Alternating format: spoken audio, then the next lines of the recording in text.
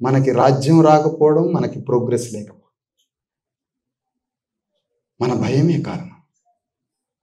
అందుకని మనం మాట్లాడేది ఏంటంటే, తెలంగాణలో మళ్ళీ తెలంగాణ ఫెడరల్ స్టేట్, తెలంగాణ దేశంలో భారత రాజ్యాంగం చెప్పినట్టుగా ఇది రిపబ్లిక్ దేశంగా మార్చడానికి ఫౌండేషన్ స్టోన్ రిజర్వేషన్స్ కంప్లీట్ కావాలి, పూర్తి కావాలి. రిజర్వేషన్స్ ఎంత రిజర్వేషన్స్ కావాలి?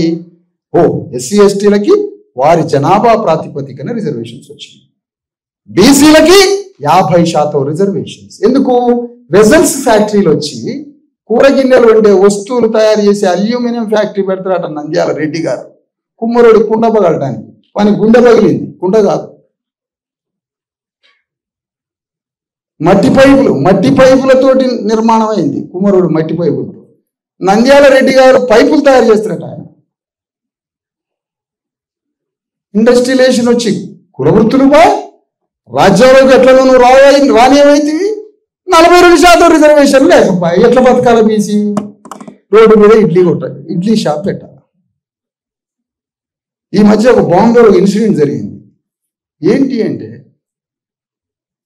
పెద్ద స్టార్ హోటల్ అట, విపరీతమైన వస్తారు జనం స్టార్ హోటల్, ఎంత ఖర్చు అయినా మంచిది.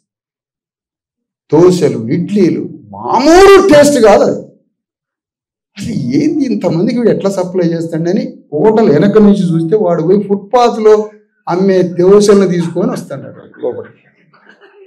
ఈ ఫుట్పాత్ మీద దోశలు అమ్మే ఆయన బీసీ, ఈ స్టార్ హోటల్ 1000 కోట్ల హోటల్ ఆయన ఓసీ.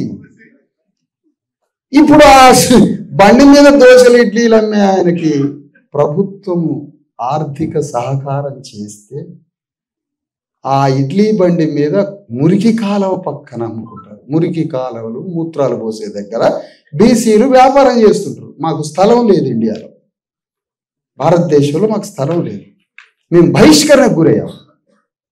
మేము వ్యాపారం చేసి వస్తువులు అమ్ముకొని బిడ్డల్ని సాధడానికి, మాకు వస్తువులు అమ్ముకోవడానికి మాకు స్థలం లేదు సార్ ఇండియాలో. ఏమనుకోవద్దు మీరు, మాకు స్థలం లేదు ఇండియాలో. ఒక షాప్